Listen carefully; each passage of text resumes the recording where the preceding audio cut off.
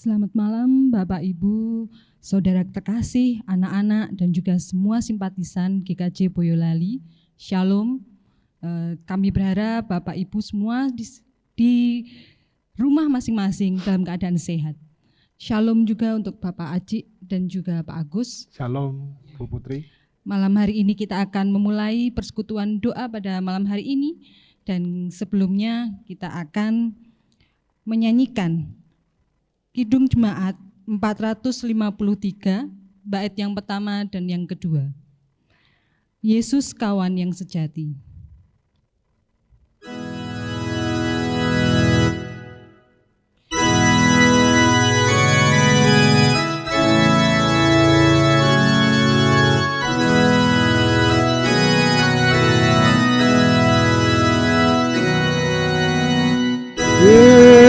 Yesus kawan yang sejati, mari kita yang lemah, tiap hal boleh dibawa dalam doa padanya. Oh, betapa kita susah dan percuma berlelah bila kurang pasrah diri dalam doa padanya.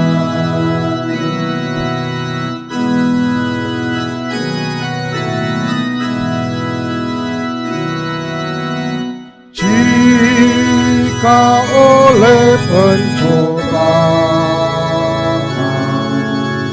kacau balau hidupmu, jangan kau berputus asa, pada Tuhan berseru. Yesus kawan yang setia, tidak ada taranya. Ia tahu kelemahanmu, naikkan doa padanya.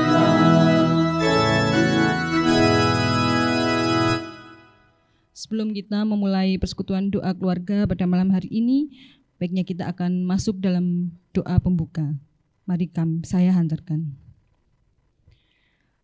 Allah Bapa yang bertahta dalam kerajaan surga yang mulia, terima kasih Tuhan karena Engkau senantiasa melindungi dan senantiasa memimpin kami Tuhan hari lepas hari kami.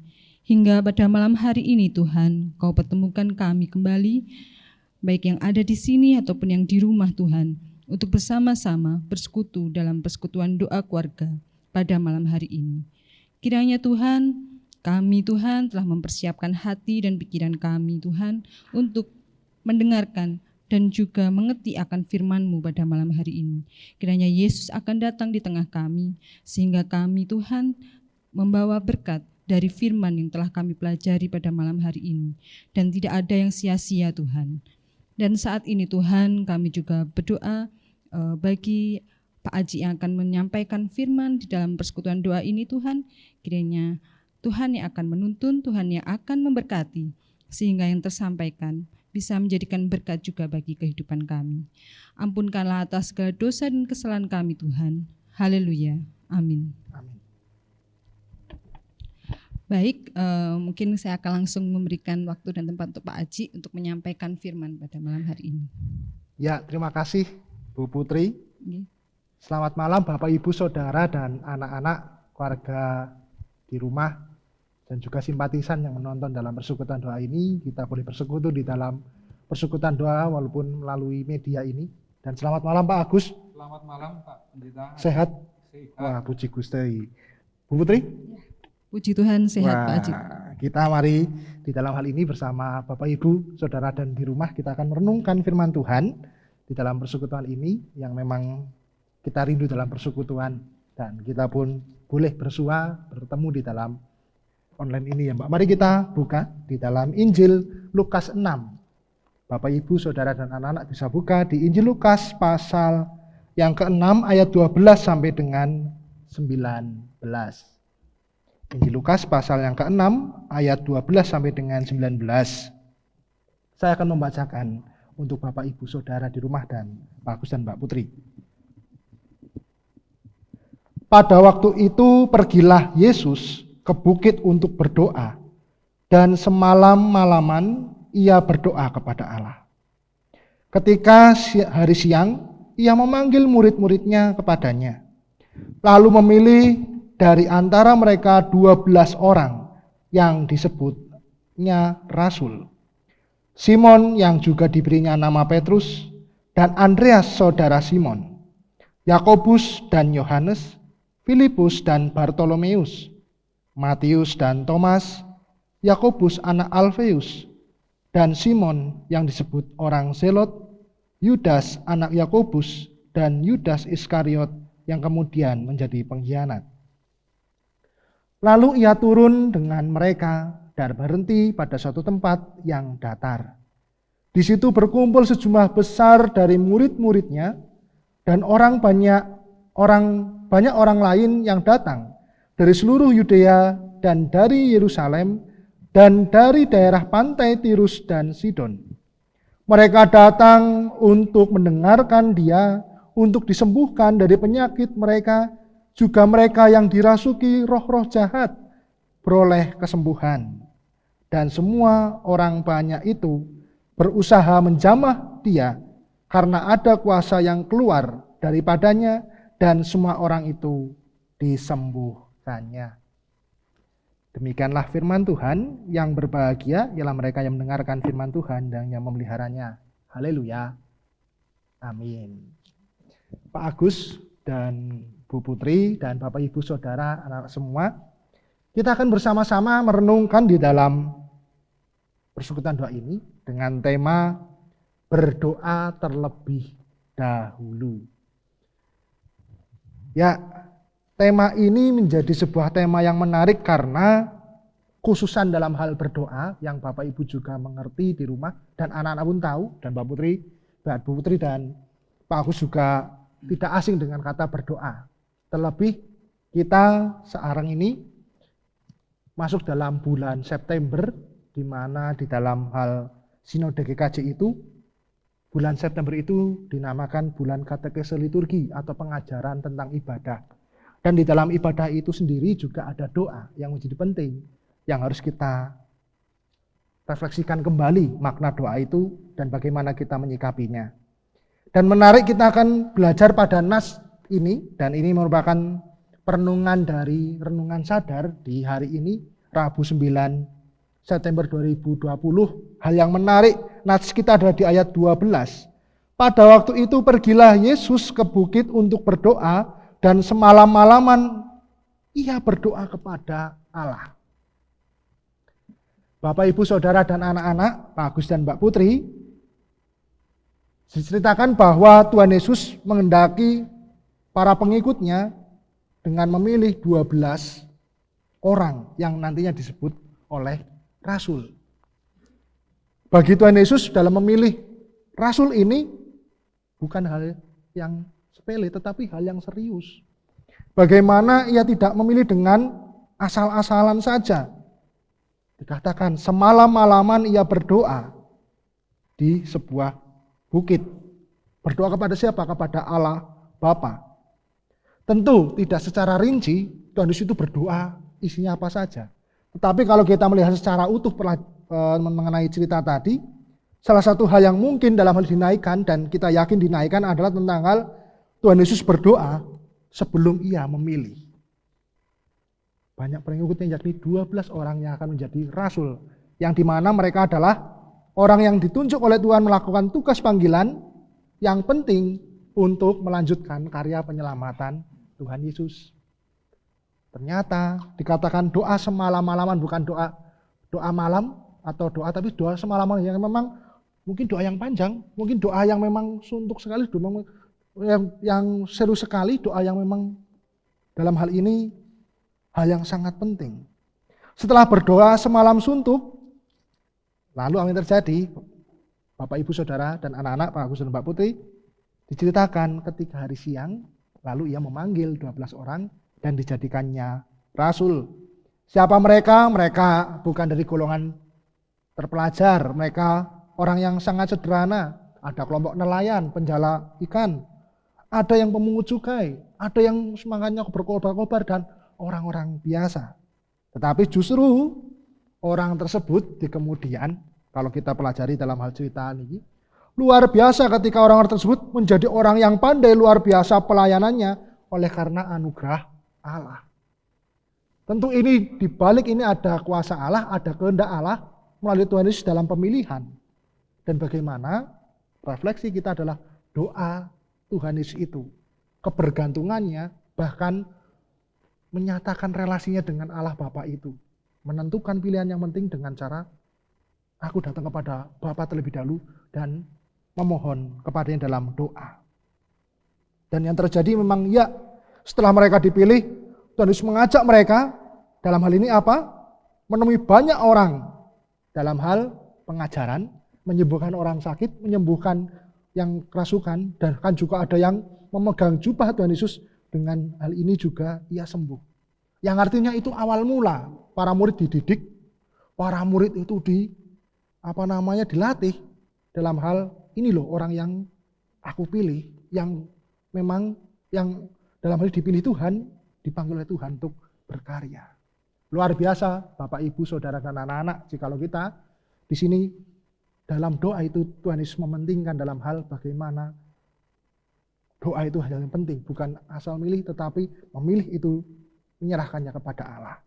Nah, perenungannya adalah di dalam hal ini kita melihat bahwa sebelum melakukan hal yang besar, Tuhan Yesus dan para murid, dia datang kepada Bapa. Hal doa ini, hal berdoa ternyata itu adalah bagian cara mengungkapkan penghayatan tentang hal ungkapan hubungan kita dan merasakan hubungan itu dengan diungkapkan dan dihayati kepada Allah. Jadi berdoa itu adalah cara orang percaya, orang Kristen itu mengungkapkan relasinya kepada Allah, menghayati relasinya dengan Allah. Nah, ini yang penting. Di sini pun Tuhan Yesus juga memiliki relasi yang dekat dengan Allah. Tentu dalam hal sisi manusianya. Sekalipun kita percaya Tuhan, ya, Yesus adalah Tuhan yang sejati, tetapi dalam manusia yang sejatinya, ia bergantung kepada Allah. Mengawali segala karyanya dengan berdoa terlebih dahulu. Mengungkapkan relasinya dengan Allah. Kebergantungannya dalam memilih hal-hal yang penting, bahkan untuk memilih yang melanjutkan karya, ternyata dengan cara berdoa terlebih dahulu. Betapa pentingnya doa, mengungkapkan relasinya. Bagaimana nanti juga akan menyerahkan perjalanan berikutnya, bukankah dengan doa juga semakin dikuatkan. Nah, hal ini yang perlu direnungkan bahwa banyak di antara kita yang seringkali menyepelekan hal berdoa itu. Padahal hal berdoa adalah hal yang penting, terlebih dalam hal menentukan pilihan, melanjutkan karya, atau melakukan panggilan Tuhan di dunia ini. Nah, ini yang menjadi sebuah pendalaman bagi kita semua Bapak Ibu Saudara yang terkasih, bagaimana kehidupan doa kita. Dan bagaimana kita boleh meneladan seperti Tuhan Yesus yang sudah memberikan teladan bagi kita yang nyata. Berdoa terlebih dahulu dalam menentukan pilihan, berkarya dalam hal melakukan tugas panggilan, dan mengungkapkan relasinya dengan Allah. Ini yang menjadi perenungan kita. Ya, ini yang menjadi perenungan kita. Monggo Mbak Putri atau Pak Agus, jikalau dalam hal ini kita boleh berefleksi secara bersama. Mungkin sedikit ya Pak Aji. Ya. Tadi mendengarkan firman sudah Pak Aji sampaikan, begitu ternyata penting arti sebuah doa di dalam kehidupan kita sebagai umat percaya pada Tuhan. Dan mungkin juga ada sedikit sharing mungkin dari saya, di mana tadi Pak Aji mengatakan doa adalah sesuatu yang penting, mengingatkan saya kembali dalam kehidupan saya secara pribadi, dalam pergumulan saya secara pribadi mengenai doa. Ternyata saya mengingat kembali flashback kembali di dalam pelayanan saya, Pak Aji. Di situ sebuah pelayanan menurut saya adalah sesuatu yang penting dalam kehidupan saya. Dan ternyata ketika kita mengandalkan doa terlebih dahulu, itu ada jawaban yang bisa kita dapatkan. Dulu ketika saya akan melayani Tuhan dalam jemaat, di situ saya merasa siapa saya gitu. Di situ siapa saya dan kenapa Tuhan memilih saya, dan apakah saya mampu, lalu bagaimana nanti ketika saya menerima, apakah saya juga bisa menyenangkan hati Tuhan. Ternyata ketika saya ingat dan tidak mengandalkan diri saya sendiri, saya mungkin bisa waktu itu Pak Aji bilang dengan keegoisan saya atau dengan kesombongan saya, mungkin saya bilang gampang pelayanan itu. Mungkin seperti itu bisa Pak Aji. Tapi di sini ternyata Tuhan izinkan saya untuk bergumul, berdoa terlebih dahulu, mengutamakan doa itu. Ternyata Tuhan jawab semuanya. Saya merasa semuanya dimudahkan. Jadi mungkin saya sebagai istri juga dari suami ada izin, lalu anak-anak juga saling mendukung. Itu saya rasakan begitu dahsyatnya kuasa doa. Ketika saya tadi mungkin tidak mengandalkan doa, mungkin semuanya akan kacau menurut saya. Saya rasakan seperti itu. Dan Pak Aji mengingatkan kembali tadi, ya luar biasa ternyata doa itu dalam kehidupan kita pribadi. Dan mungkin banyak sekali yang tidak cuma dalam pelayanan saja, dalam kehidupan sehari-hari kita dengan orang lain pun mesti banyak sekali yang harus sebenarnya kita andalkan doa terlebih dahulu sebelum kita mungkin mendahulukan kesombongan kita. Ya mungkin seperti itu. Terima kasih Mbak Putri atas sharingnya. Ya, sekarang mungkin Pak Agus, bagaimana Pak ketika tadi Mbak Putri sharingkan dengan hal panggilan, ternyata juga diawali dengan jawaban, sebelum menjawab itu ya ada doa. Atau pengalaman Pak Agus? Terima kasih Pak Pendeta Aji dan juga Mbak Putri. Barangkali saya mewakili sebagian dari jemaat yang dalam hal ini tadi kita semua sudah mendengar, Bapak Ibu yang di rumah pun juga mendengar. Yang pertama dan utama dalam segala kegiatan adalah doa. Untuk kemudian memilih, menentukan apa yang akan kita lakukan. Itu hanya Tuhanlah yang akan memberkati dan memberikan petunjuk terbaik. Kaitannya dengan ini, boleh kalau saya membaca kembali kidung yang kita buka tadi. Kidung Jemaat 453. Ini di sini baitnya sangat jelas sekali. Yesus kawan yang sejati. Dari judul saja sudah bisa dikatakan mewakili apa sebenarnya yang harus kita lakukan terhadap Tuhan itu. Ini sangat jelas, apalagi kalau kita menyimak Yesus kawan yang sejati bagi kita yang lemah, dan Bapak Ibu bisa membacanya di rumah. Ini sungguh luar biasa. Boleh kalau ini nanti saya kaitkan dengan apa yang boleh kami terima, firman yang tadi telah tersampaikan, kaitannya dengan pertanyaan Pak Adi.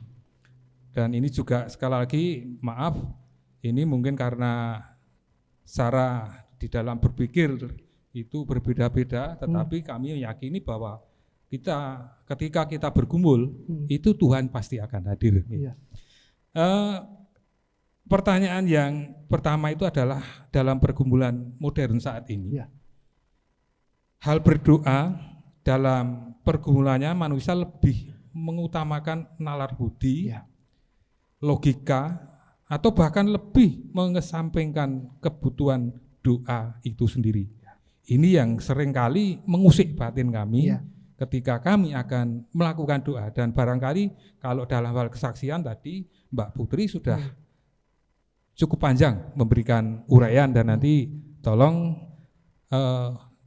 apa yang saya sampaikan ini bisa mendapatkan jawaban untuk Bapak Ibu dan jemaat yang ada di rumah. Sementara demikian dulu Pak Cik. Ya, Pak Agus dan Mbak Putri dan Bapak Ibu, saudara, anak-anak di rumah, benar, kita diberikan akal budi, pikiran, bahkan dalam hal ini diberikan anugerah supaya menyatakan pergumulan itu, menghayati pergumulan itu dengan apa yang Tuhan berikan. Tetapi jikalau kita boleh meneladani seperti Tuhan Yesus tadi, dalam hal bagaimana ia berdoa dan ada langkah dalam hal memilih, dan mengingat akan keberadaan doa itu adalah cara di mana kita orang percaya itu mengungkapkan, menghayati relasinya dengan Allah. Sebenarnya ketika kita berdoa, kita menempatkan diri kita di bawah dan Allah yang memang utama itu menghayati bahwa di dalam hal nalar dan akal budi tadi itu terbatas. Sekalipun dalam zaman modern ini banyak hal ingin hal itu dengan secara hitung-hitungan manusia, bahkan juga dalam hal ini logika manusia, tetapi dalam hal ini ia akan mengandalkan dirinya sendiri yang nantinya juga menunjukkan pada keterbatasan dan kekurangan manusia itu sendiri. Sehingga ketika kita berdoa itu malah justru dengan sadar bahwa nalar budi, logika manusia, bahkan ketika kita menyampaikan doa, kita sama saja juga kurang menghayati relasi kita, ungkapan hati kita kepada Tuhan. Sehingga dalam doa itu sebenarnya juga bagaimana kita menundukkan dan merendahkan diri bahwa kita yang masih terbatas dan penuh dengan kekurangan ini. Jadi begitu Pak Agus. Walaupun dalam hal ini kehidupan dunia seringkali dan zaman saat ini nalar logika itu dikedepankan, tetapi kita diajak kembali kepada hal kebergantungan kita kepada Tuhan, otoritas dan kedaulatannya bagi hidup kita. Salah satunya dengan cara berdoa. Benar itu dilakukan, tetapi ya ada campur tangan Tuhan dengan kita menyerahkannya kepada Tuhan melalui doa tersebut. Seperti Tuhan Yesus yang menjadi teladan bagi kita. Gitu. Boleh saya sambung yang kaitannya dengan apa yang sudah dijawab dari pertanyaan yang bersama tadi. Nah, ini kebimbangan justru terjadi. Ujian sangat berat juga di masa pandemi ini Pak Haji. Dan Mbak Putri barangkali juga mengalami hal yang sama. Bahkan juga saya yakin jemaat yang ada di rumah masing-masing, anak-anak termasuk juga. Ada rangkaian dari apa yang saya pertanyakan di awal tadi. Benar bahwa yang pertama dan utama dalam segala kegiatan apapun itu adalah doa bagi hamba Tuhan. Namun situasi pandemi ini pun pasti juga akan membuat suatu kebimbangan dalam pribadi. Doa yang dijawab Tuhan dan doa yang tidak mendapat respon dari Tuhan. Ini menurut saya jalan terakhirnya adalah banyak orang Kristen yang tidak memahami atau mengerti firman. Dan bagaimana cara yang terbaik supaya berdoa dalam roh dapat didengarkan oleh Allah. Ini mungkin seringkali mengusik ketika seseorang itu dalam berdoa, dalam pergumulan kepentingan pribadi maupun kepentingan pribadi dengan orang lain, komunitas dan sebagainya, tapi pada saat yang sama bersamaan itu ini yang diperburuk adalah pada saat pandemi ini.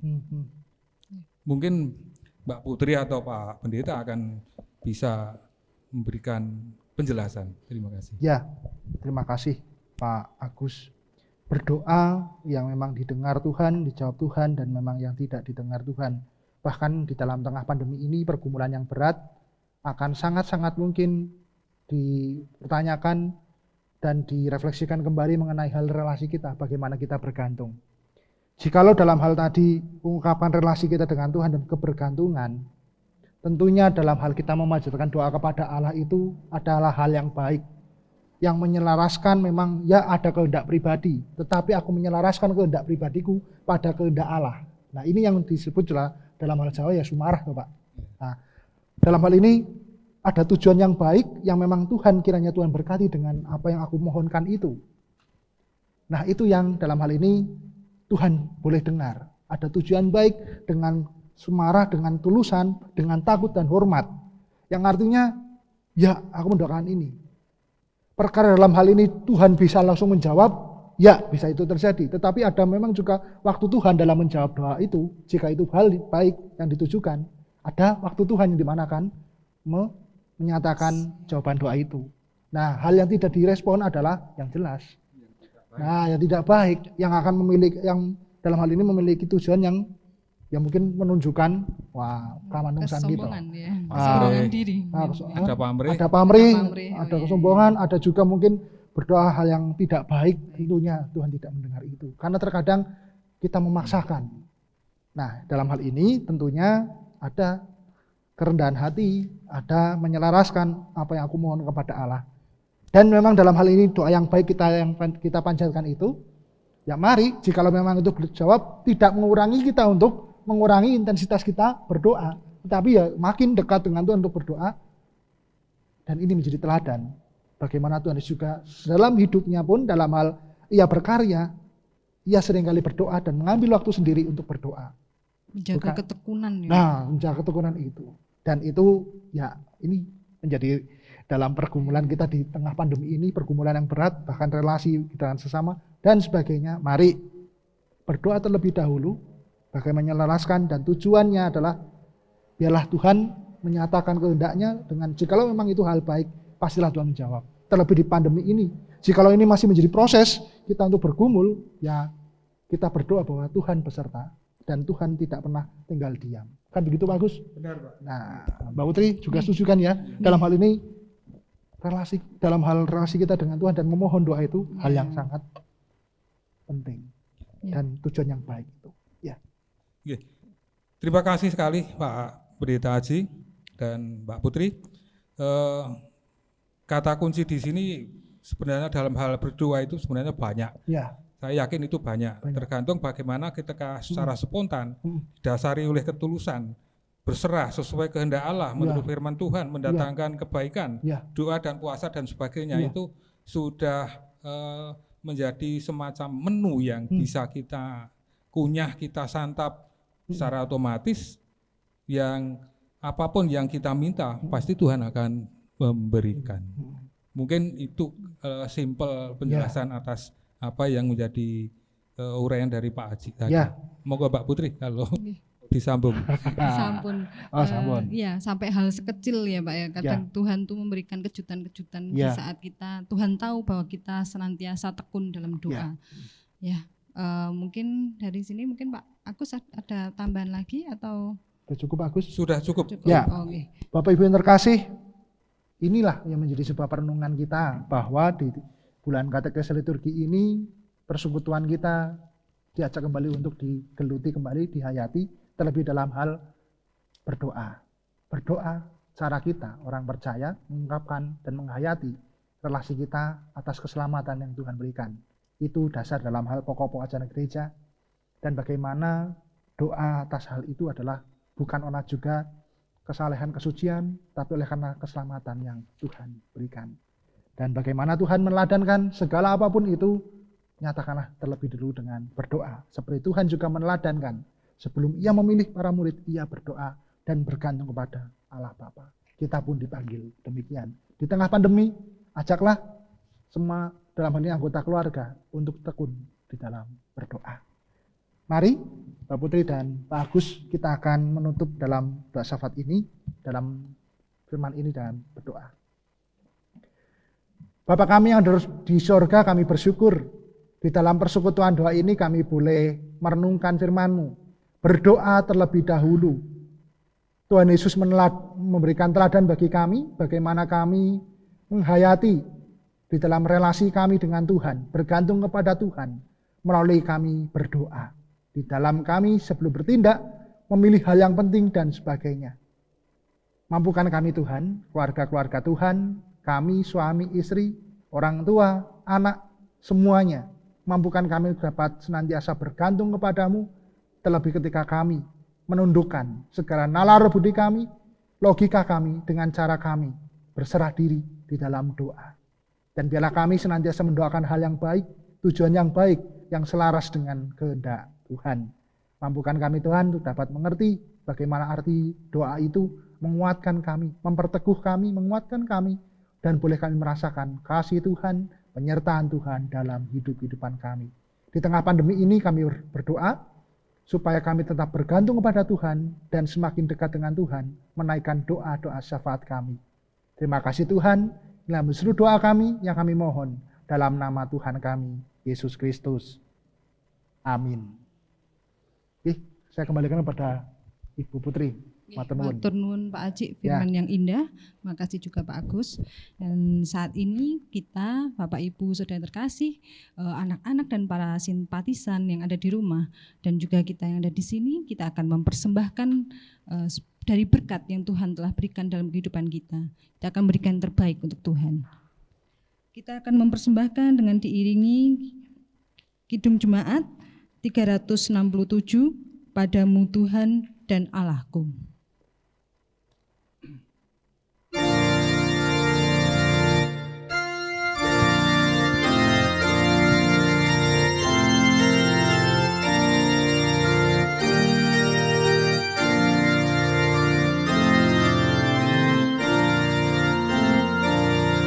Padamu Tuhan dan Allahku, ku persembahkan hidupku, dari jiwa dan ragaku, hanya di dalamku teduh hatiku yang Engkau pulihkan, padamu juga ku berikan.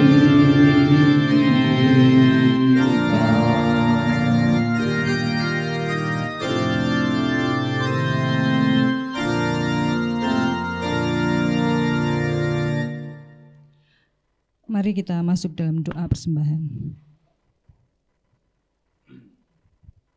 Allah Bapa yang bertahta dalam kerajaan surga yang mulia, Allah yang begitu mencintai kami, Tuhan Yesus kami anak-anak-Mu memberikan dari limpahan berkat Tuhan yang telah Kau berikan pada kehidupan kami.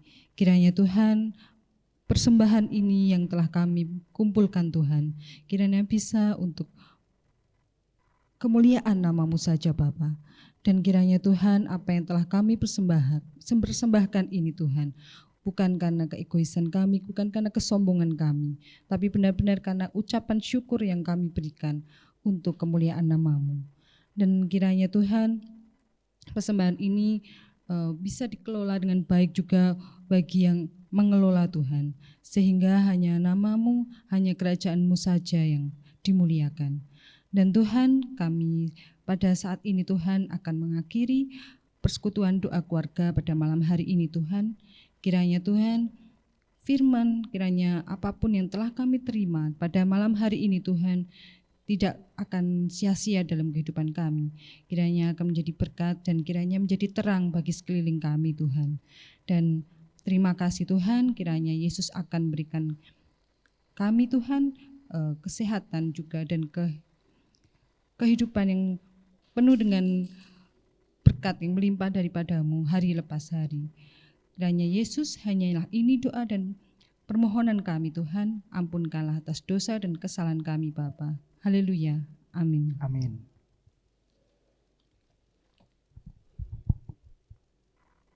Monggo Pak, bisa sambil diunjuk, ambil cemil.